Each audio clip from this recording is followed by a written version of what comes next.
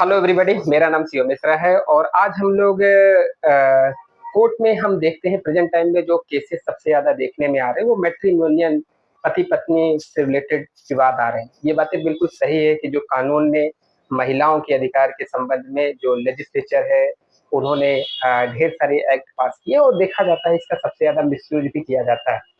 तो पहले अगर हम देखते थे, पहले क्या जो देखा जाता है कि जो केसेस महिलाएं पति पत्नी के विवाद में जो महिलाएं पति के खिलाफ फाइल करती हैं, तो आप देखेंगे एक पैकेज है महिलाओं का और उस पूरे पैकेज में वो मुकदमा फाइल करती हैं। सबसे पहले वो मेंटेनेंस के लिए केस फाइल करती हैं। मेंटेनेंस में अगर हम देखेंगे तो 125 सीआरपीसी जो मेंटेनेंस से रिलेटेड प्रोविजन दिया गया है, जहाँ पे पत्नी अपने पति से मेंटेनेंस के लिए कह सकता है। वैसे उसका ब्रॉड स्कोप है। माता पिता भी अपने बच्चों से पा सकते हैं और बच्चे भी अपने माता पिता से मेंटेनेंस के लिए सीआरपीसी के सेक्शन 125 और प्रेजेंट टाइम में बीएनएसएस आने के बाद सेक्शन 144 में उससे रिलेटेड प्रोविजन दिया गया, वहां से उनको मेंटेनेंस का राइट मिलता है, ऐसा कानून ने दिया है। सिर्फ उसी में नहीं दिया है, Hindu adoption and maintenance act में भी सेक्शन 18 अगर देखेंगे, या फिर मुझे जहां तक लगता है हिंदू मैरिज एक्ट के सेक्शन 24 और 25 देखेंगे तो वो मेंटेनेंस से रिलेटेड प्रोविजन के बारे में बात करता है। और दूसरी चीजें क्या, महिलाएं जो पति के खिलाफ मुकदमा फाइल करती हैं, मैट्रिमोनियल डिस्प्यूट के बारे में हम बात कर रहे हैं, तो वो डोमेस्टिक वायलेंस का केस फाइल करती हैं। घरेलू हिंसा सेक्शन 12, जहाँ पे मजिस्ट्रेट कोर्ट में वो मुकदमा फाइल करती हैं कि हमारे साथ घरेलू हिंसा हुआ है, जहाँ पे कोर्ट क्या करती है, इंटरिम ऑर्डर पास करती है, प्रोटेक्शन ऑर्डर पास करती है, उनके रहने के लिए जगह कमरे के लिए से रिलेटेड ऑर्डर पास कर सकती है, मेंटेनेंस से रिलेटेड पास करती है।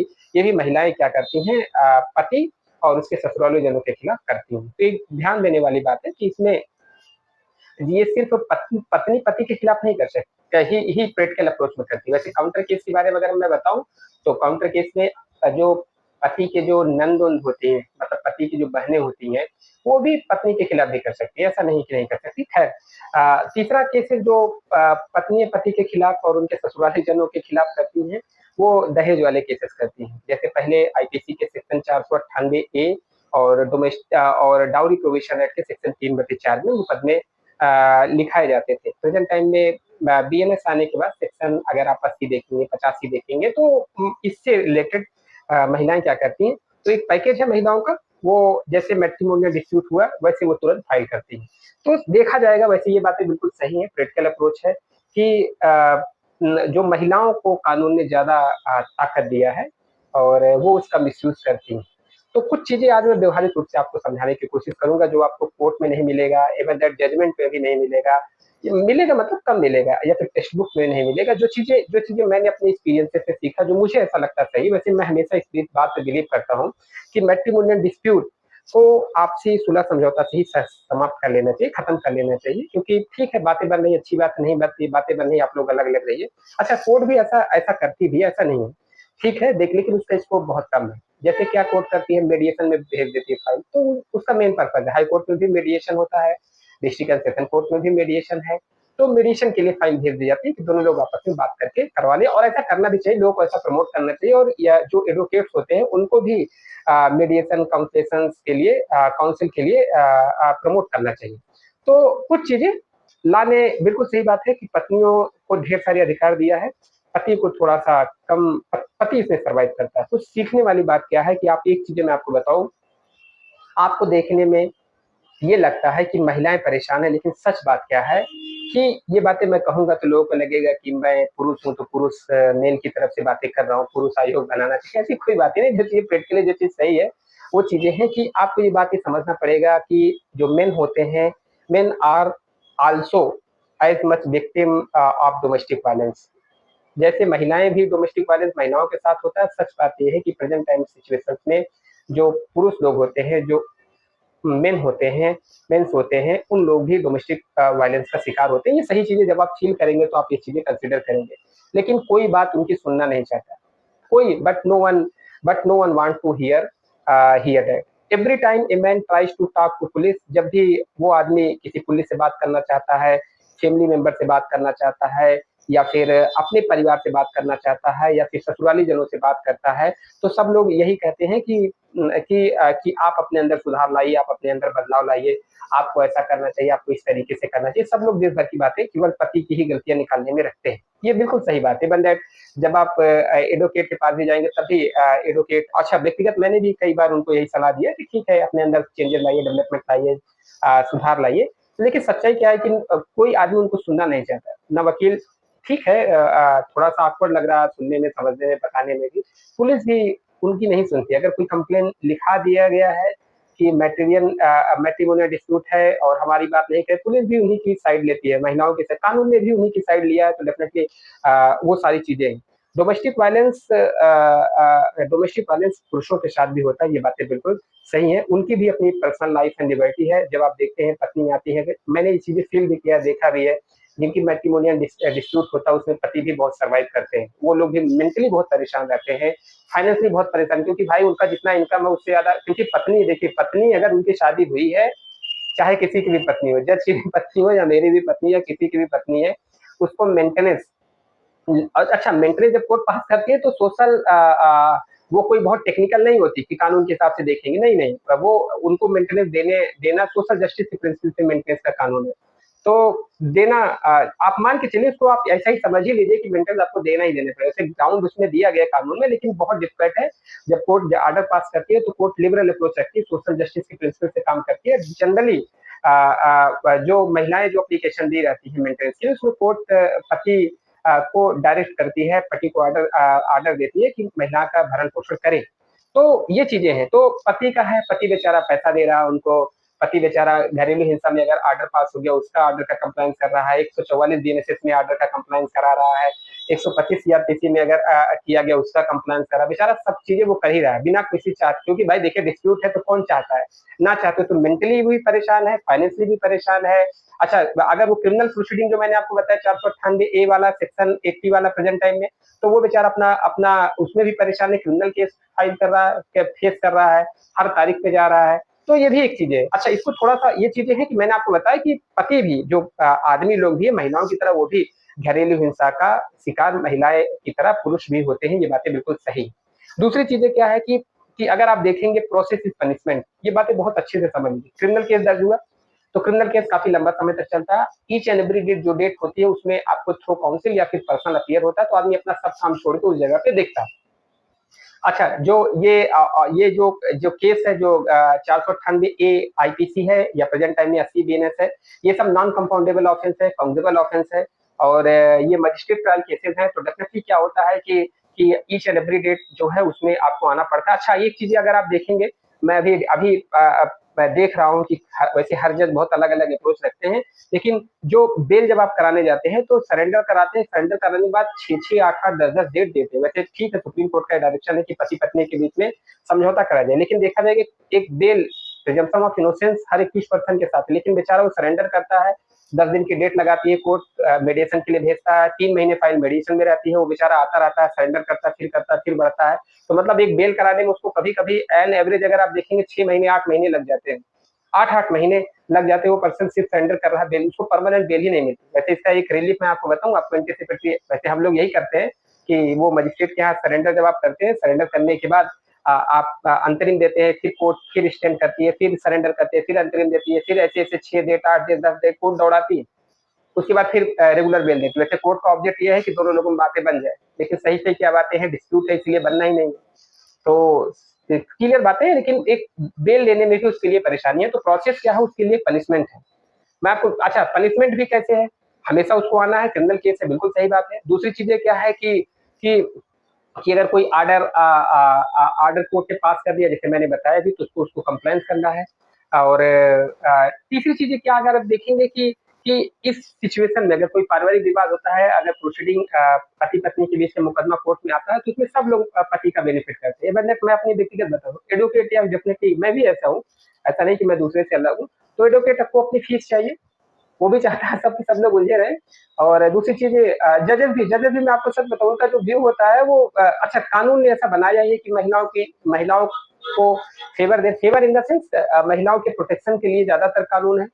उनके राइट्स के प्रोटेक्शन के लिए, तो जज का भी अप्रोच जो होता है उन्हीं का होता है। अच्छा, पुलिस भी हमेशा पैसा, कभी आपने नहीं देखा होगा, पुलिस भी इन्वेस्टिगेशन के समय एक्सपेक्टेशंस रखती है हस्बैंड से ही कि वही उसको जो भी चीजें हैं उनका अपना मामला है। कोर्ट में जितने स्टाफ्स हैं, एडवोकेट्स हैं, सारे के सारे लोग किसको लूटने के लिए पड़े, लूटना इन द सेंस उसको आप अदरवाइज मत लीजिए, मतलब सब लोग ये चाहते हैं कि ये लोग उलझे रहे, और वो बेचारा आदमी जो हस्बैंड है उस प्रोसेस में सबसे ज्यादा उसी का मिसयूज लोग करते हैं। तो सारे के सारे लोग अगर देखा जाए तो in term of money, in term of expectation, सारे के सारे लोग हस्बैंड साइड से ही करते हैं पति पत्नी के विवाद में। ये भी बहुत बड़ी चीज है। अच्छा, एक जो बहुत बड़ी चीज है मैं आपको बता रहा हूँ, जो चीजें व्यक्तिगत रूप से इनिशियल लेवल पे मैं भी यही लोगों को एडवाइस देता हूँ कि हस्बैंड साइड जब वो बेचारा उसके खिलाफ जो 3 मुकदमे, जो पैकेज मैंने आपको बताया, घरेलू हिंसा का पैकेज, मेंटेनेंस का पैकेज और दहेज मांगने वाला पैकेज, जब तीनों मुकदमे एक साथ दर्ज हस्बैंड के खिलाफ करते हैं, तो जो एडवोकेट लोग होते हैं, हस्बैंड साइड से जो एडवोकेट होते हैं, वो उसको बताते हैं भैया देखिए, या तो आप डाइवोर्स का पिटीशन आप फाइल करिए, सेक्शन 13 हिंदू मैरिज एक्ट में, अगर आप हिंदू हैं डाइवोर्स की पिटीशन आप फाइल कर सकते हैं, या फिर सेक्शन 9 जिसे बताया जाता है, अगर मुस्लिम में देखा जाएगा तो रुखसती का, हिंदू में बताया जाएगा विदाई का दावा, section 9 restriction of conjugal right, यही बताते हैं आपके पास 2 ही रेमेडी है। लेकिन मेरा ये मानना है कि आपके पास सिर्फ 2 रेमेडी नहीं है। अच्छा, कुछ लोगों को ये लगता है कि अगर विदाई का दावा मैंने पहले कर दिया तो हमारे खिलाफ वो मुकदमा नहीं कर सकती, ऐसा कुछ नहीं है। बिल्कुल, विदाई का दावा आपने किया है तब भी उसके पास एक ऑप्शन है कि वो चीजें बाद में आपको जो बेनिफिट मिलता है वो ये मिलता है कि अगर आप 2 साल तक आप लोगों के बीच में रिलेशन नहीं बना, 2 साल अलग रहे हैं और कोर्ट ने ऑर्डर पास कर दिया है, तो आपके पास डाइवोर्स का ग्राउंड मिल जाता है। अल्टीमेट लोगों को ये बताया जाता है हस्बैंड साइड से कि आपके पास जो रेमेडी है वो सेक्शन 9 हिंदू मैरिज एक्ट में रिस्ट्रिक्शन ऑफ कॉन्जुगल राइट्स, वो वाला आप मुकदमा या फिर वो वाला कर सकते हैं, विदाई का दावा कर सकते हैं, या फिर आप तलाक का कर सकते हैं, डाइवोर्स के लिए कर सकते हैं, बाकी आपके पास कोई रेमेडी नहीं। लेकिन मेरा ये मानना है, जो बातें आप नोट कर लीजिए, समझ लीजिए, जब तक अगर अगर महिला ने आपके खिलाफ, पति पत्नी के विवाद में अगर पत्नी ने पति के खिलाफ मुकदमे लिखाए तो डेफिनेटली आपको काउंटर केस करना चाहिए, क्योंकि उसने भी आपके खिलाफ झूठा मुकदमा किया। देखिए, मैं प्रमोट झूठे मुकदमे के लिए नहीं कर रहा हूँ, अगर टिट फॉर टैट जैसा वो कर रही है, अगर आप भी उससे एक्टिव होकर काम करेंगे डेफिनेटली तभी किया जा सकता है, तभी वो थोड़ा पीछे होंगे, तभी एक कंप्रोमाइज की पॉसिबिलिटीज बनेगी जब वो परेशान होंगे, क्योंकि मुकदमा अगर झूठा है तो जब वो परेशान होंगे तभी वो मामले बीच में सेटलमेंट पे आएंगे।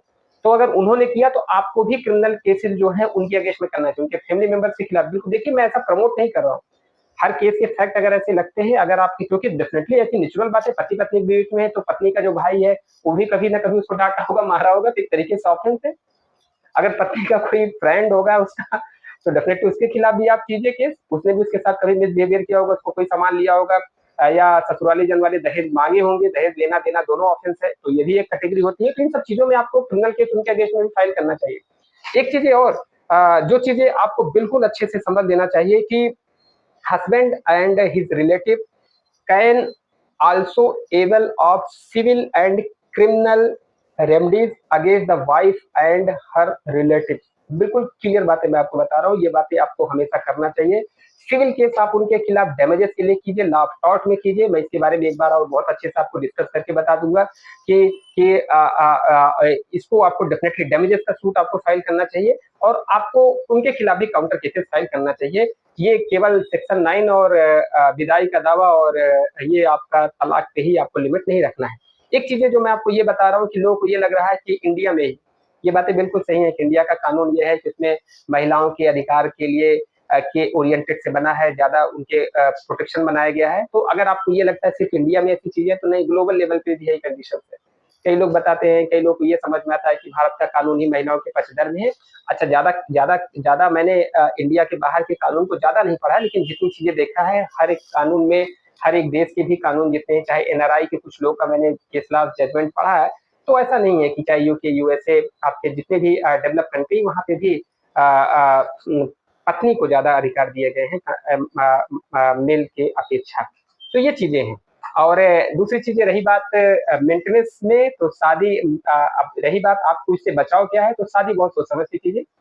और ऐसा मैं नहीं कह रहा हूँ, शादी डेफिनेटली आपको बहुत सोच समझ के करना चाहिए, क्योंकि देखिए कानून जो बना है वो कानून ऐसा है कि जो मेंटेनेंस है, जब तक आपकी पत्नी, क्योंकि देखिए ये बातें सही है कि कानून ने बताया है कि मेंटेनेंस तभी पाएगी अगर वो एडेल्ट्री में नहीं रह रही है, अगर वो किसी रीजन डिसीजन के बिना, किसी रीजन डिसीजन के वो अलग रह रही है, तभी तभी तब तब उसको मेंटेनेंस नहीं मिलेगा, नहीं तो मिलेगा। लेकिन सोशल जस्टिस प्रिंसिपल्स पे पत्नी को मिलता है। हमारे हमने कई ऐसे केसेस देखे जहाँ पे डीएम अपनी पत्नी को दे रहा है, जबकि डीएम के पास खुद ढेर सारे खुद अच्छे वकील होंगे। इवन दैट जजेस की बात करें, जो जज अपना केस खुद देख रहा है, फैमिली मैटर्स देख रहा है, वो जज अपनी पत्नी को खुद मेंटेनेंस दे रहा है। ढेर सारे ऐसे अच्छे वकील जो फैमिली कोर्ट के एक्सपर्ट वकील माने जाते हैं, उनकी भी पत्नियां उससे मेंटेनेंस ले रही हैं। तो ये बातें मतलब ऐसा नहीं है, ये बिल्कुल सही चीजें हैं, क्योंकि सोशल जस्टिस के प्रिंसिपल पे कानून काम करते हैं।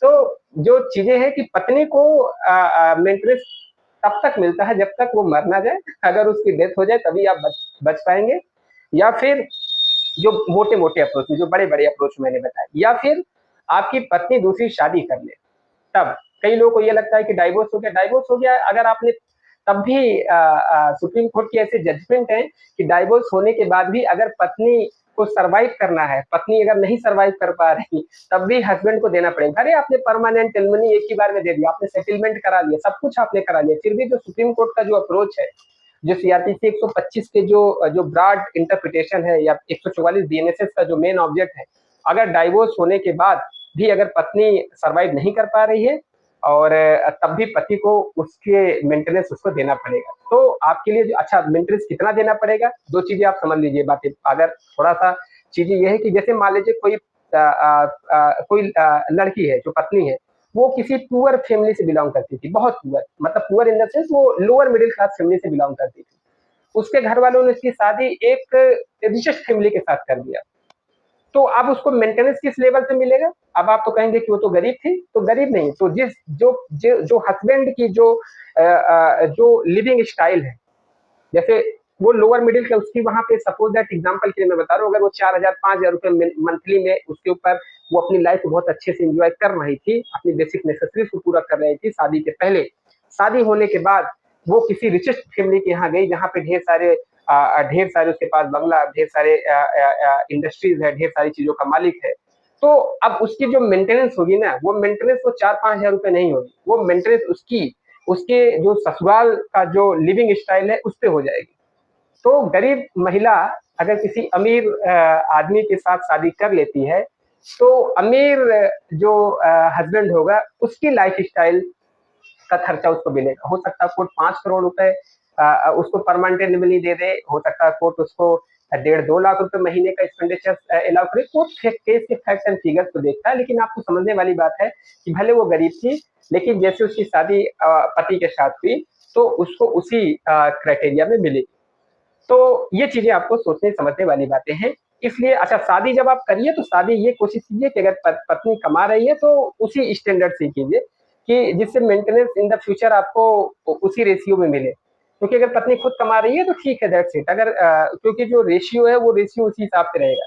शादी आपको बिल्कुल अपने लेवल, अपने स्टैंडर्ड के हिसाब से जब आप करते हैं, या फिर देखिए सही से क्या चीजें हैं, फैमिली डिस्प्यूट इसलिए वापस आ रहा, जो मेरा ये मानना है, क्योंकि इसके पीछे का रीजन वैल्यूज है, कल्चर है। और इंडिया का जो हमेशा सोसाइटी थी, आ, वो जो हम लोग की जो ब्रिंगिंग, जो ब्रॉटअप था, जो हम लोग का कल्चर था, जो प्रिंसिपल्स थी, जो एथिक्स थे, उस चीजों में कमी आ रही है। इस समय हम लोग बहुत ठीक है, इन टेक्नोलॉजी में हम लोग बहुत आगे आ रहे हैं, ये बातें सही हैं, हम लोग डेवलप कर रहे हैं, लेकिन जो मेंटली डेवलपमेंट है उन सब चीजों में, जो बेसिक बेसिक जो वैल्यूज हमारा है, जो कल्चर है, जो ग्रास रूट्स है, जो हमारी रिस्पॉन्सिबिलिटीज है, सोशल रिस्पॉन्सिबिलिटीज है, जो हमारी इथिक्स है, उन सारी चीजों को हमारे अंदर पेशेंस की कमी, हमारे अंदर अंडरस्टैंडिंग की कमी हो पा रही है, हमारे अंदर काइंडनेस की कमी हो पा रही है, हमारे अंदर वैल्यूज की कमी हो रही है, कल्चर की कमी हो रही है। आप देखेंगे तो हम लोग चाहे जितने हम लोग डेवलप कर रहे हैं, चाहे जितने हम लोग आगे हो रहे हैं किसी भी मामले में, लेकिन हम लोग की जो वैल्यूज है उसमें कमी आई है। हम लोग अपने कल्चर से जो कनेक्टेड थे, पहले की शादी जो होती थी, शादी 7 जन्मों का जो बंधन होता है, जो हिंदू मैरिज एक्ट आप उसे पढ़ेंगे तो जो शादी होती है वो पवित्र रिश्ता होती है, वो 7 जन्म तक माना जाता है कि एक साथ रहते हैं। उसको पहले एक ही शादी आदमी की होती थी। अब क्या है कि अब जो भी चीजें हैं, जिस हिसाब से हम लोग वेस्टर्न कल्चर को अपनाते चले जा रहे हैं, तो इससे ये डिस्प्यूट बढ़ता चला जा रहा है। पहले ये सब चीजें सुनने में नहीं आती थी, आज से लगभग 20 साल पहले, 25 साल पहले पारिवारिक विवाद बहुत कम होते थे, लोग आपस में सुलह करा देते थे, और लोग के अंदर इथिक्स होती थी, तो जिससे कुछ बातों को आजकल लोग अपने, हर लोग के अंदर ईगो है, कोई अंदर, हर आदमी अपने आप को बेस्ट समझता है, कोई आदमी कंपेयर नहीं करना चाहता, कोई आदमी सर्वाइव करने की कोशिश नहीं करता, कोई आदमी डोमिनेंट पोजीशन पे नहीं आना चाहता। तो ये सारी चीज़ें जिससे मैट्रिमोनियल डिस्प्यूट बढ़ रहा है। आजकल लोग अपने गार्जियन के साथ मेरा भी कभी-कभी डिस्प्यूट हो जाता है, ऐसा नहीं है। तो आजकल सब के सब लोग अपने गार्जियन के साथ, फैमिली मेंबर के साथ उनके डिस्प्यूट बनते रहते हैं। इसी के कारण उनकी मैट्रिमोनियल जो लाइफ होती है वो बहुत सक्सेस नहीं हो पाती है। वैसे कानून ने ये चीज़ें बताया है कि शादी के 1 साल के अंदर में आप डाइवोर्स की पिटीशन नहीं फाइल कर सकते और ढेर सारी चीज़ें कानून का मेन ऑब्जेक्ट क्या है जो फैमिली कोर्ट बनाया गया उसका मेन ऑब्जेक्ट है कि दोनों लोग आपस में साथ-साथ रहें। वो डाइवोर्स को प्रमोट नहीं करता, वो चाहता है दोनों लोग साथ-साथ में मीडिएशन से अपनी चीज़ें करें और बीइंग एज़ एडवोकेट ये हमारी भी ड्यूटी है कि हम लोग अपने क्लाइंट के अगर मैट्रिमोनियल डिस्प्यूट आ रहे हैं, तो डेफिनिटली हम लोग कोशिश करके उसको सॉर्ट आउट कराएँ और जिससे दोनों लोगों की जो मैरिज लाइफ है बहुत अच्छी हो पाए।